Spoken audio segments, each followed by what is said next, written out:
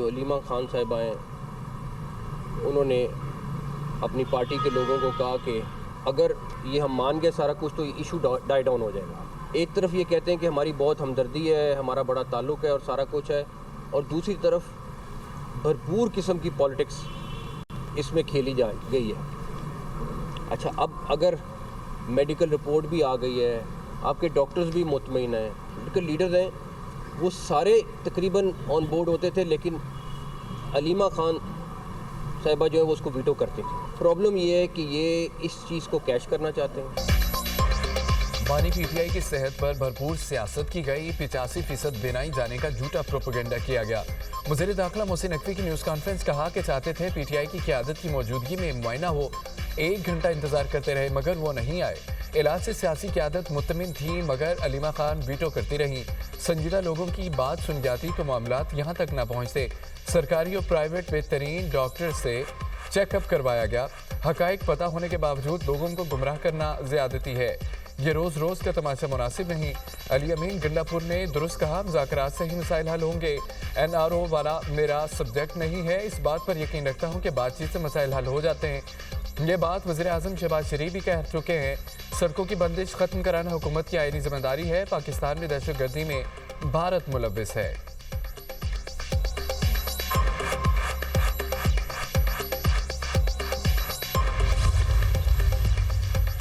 बानी पीटीआई की सेहत से मुतालिक हकाइक छुपाना कबल मुसम्मत और नाकाबिल कबूल है। अपोजिशन का सरकारी डॉक्टर से मुआयने पर अदम एतमाद का इजहार। वज़ीर दाखिला की न्यूज़ कॉन्फ्रेंस पर रद्द-ए-अमल में ये कहा कि ज़ाती मुआलिज की शर्त इनफरादी जिद नहीं है। ज़ाती मुआलिज तक रसाई का फैसला मुत्तफ़िक़ का मौक़िफ़ है। ज़ाती मुआलिज की मौजूदगी के बगैर किसी सरकारी बोर्ड या डॉक्टर पर एतमाद मुमकिन नहीं।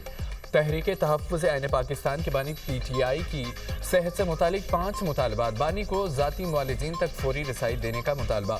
डॉक्टर आसिम और डॉक्टर फैसल को बिला तख़यीर रसाई दी जाए। ज़ाती डॉक्टर्स को आज़ादाना तिब्बी राय देने का मुकम्मल इख्तियार दिया जाए। सरकारी मेडिकल बोर्ड के दबाव के बगैर मुआयना करने की इजाज़त दी जाए। बानी पीटीआई के लिए मुसलसल फॉलोअप मुआयना यकीनी बनाया जाए। तमाम मेडिकल रिपोर्ट्स और टेस्ट नताइज फौरी शेयर करने का मुतालबा। इलाज में रुकावट या ताख़ीर पर हुकूमत से तहरीरी वजाहत तलब कर ली।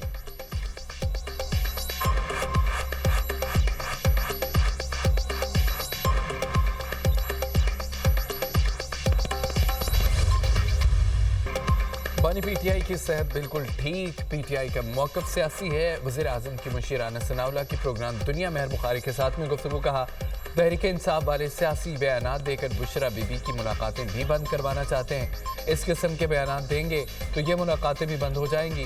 तहरीक इंसाफ अपने सियासी मौक़िफ़ को इस वक्त तक जारी रखेंगे जब तक उनका मकसद पूरा नहीं हो जाता।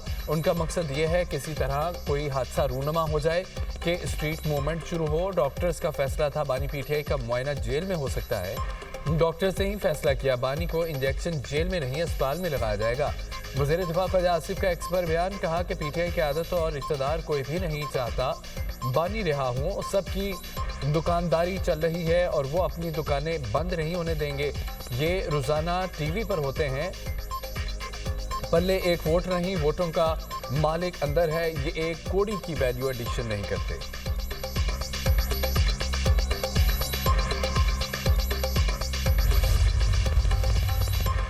पेशावर हाई कोर्ट के हुक्म पर खैबर पख्तूनख्वा में शाहराहों की बहाली। इंतजामिया और पुलिस के बड़े पैमाने पर ऑपरेशन मुकम्मल। पंजाब और खैबर पख्तूनख्वा को मिलाने वाले अहम मकाम अटक पुल GT रोड पर लगी रुकावटें हटाकर ट्रैफिक बहाल कर दी गई है। डेरा इस्माइल खान को मियाँवाली और चश्मे से मिलाने वाली सड़कें खोल दी गई हैं। ट्रैफिक मुकम्मल बहाल। Motorway M14 CPAC yard toll प्लाजे को भी क्लियर कर दिया गया है। हज़ारा मोटरवे पर हवेलियाँ और मुस्लिमाबाद इंटरचेंज भी बहाल। कोहाला रोड, कोहाट में रावलपिंडी रोड भी खुल गए हैं। पुलिस ने एबटाबाद, कोहाट, करक में 3 रोज से जारी धरने खत्म करा दिए। शुरका मुंतशिर। पेशावर हाईकोर्ट ने IG खैबर पख्तूनख्वा को सूबे की तमाम सड़कें फौरी खोलने का हुक्म दिया था।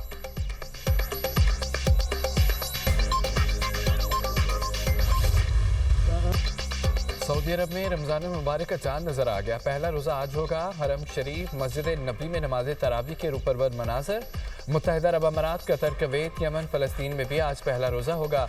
इराक, ओमान, तुर्की, इंडोनेशिया, मलेशिया में चांद नजर नहीं आया। पहला रोज़ा 19 फरवरी बरोज़ जुमेरात को होगा।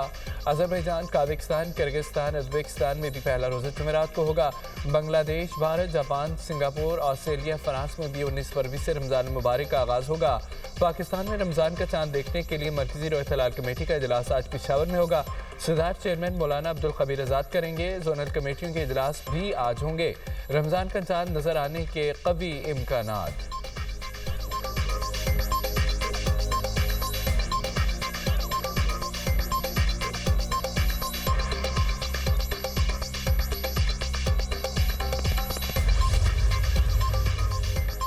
वज़ीर-ए-आज़म की अमीर कतर शेख तमीम बिन हमद अल सानी से टेलीफोनिक गुफ्तगू, एक दूसरे को रमज़ान मुबारक की आमद पर दिली मुबारकबाद, उम्मत के अमन, इत्तेहाद, यकजहती के लिए दुआ, पाकिस्तान और कतर के दरमियान गहरे बरादराना ताल्लुकात को मज़ीद मजबूत बनाने के अज़म का अदा। वज़ीर-ए-आज़म ने अमन के फ़रोग़ के लिए अमीर कतर की सरपरस्ती में सफ़ारती काविशों को सराहा। इलाक़ाई और बैनुल-अक़वामी पेशरफ्त पर भी तबादला ख़याल, ख़ित्ते और दुनिया में अमन, इस्तेहकाम और खुशहाली के फ़रोग़ के लिए करीबी ताउन जारी रखने के अज़म का अदा।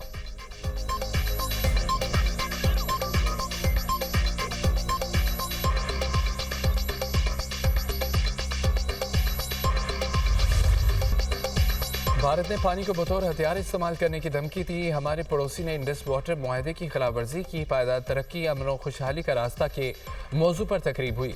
वज़ीर-ए-आज़म शहबाज शरीफ ने कहा कि दुनिया को माहौलियाती तब्दीली का संगीन चैलेंज दरपेश है और बढ़ती आबादी कुदरती वसाइल को ख़त्म कर रही है। पायदार तरक्की ही आलमी अमन की ज़मानत है। पाकिस्तान कार्बन अखराज में मामूली हिस्सा होने के बावजूद सबसे ज़्यादा मुतासरा मुल्क है। दुनिया के ज़ख्मों पर महज मरहम रखने के बजाय उन्हें जड़ से ख़त्म करने की ज़रूरत है। अक़वाम मुत्तहिदा को कसीर कुतुबी दुनिया के तकाज़ों के मुताबिक मजबूत और फ़ाल बनाना होगा। जदीद टेक्नोलॉजी और मस्नूई ज़हानत का फ़ायदा मखसूस तबकों को ही नहीं, पूरी इंसानियत को मिलना चाहिए।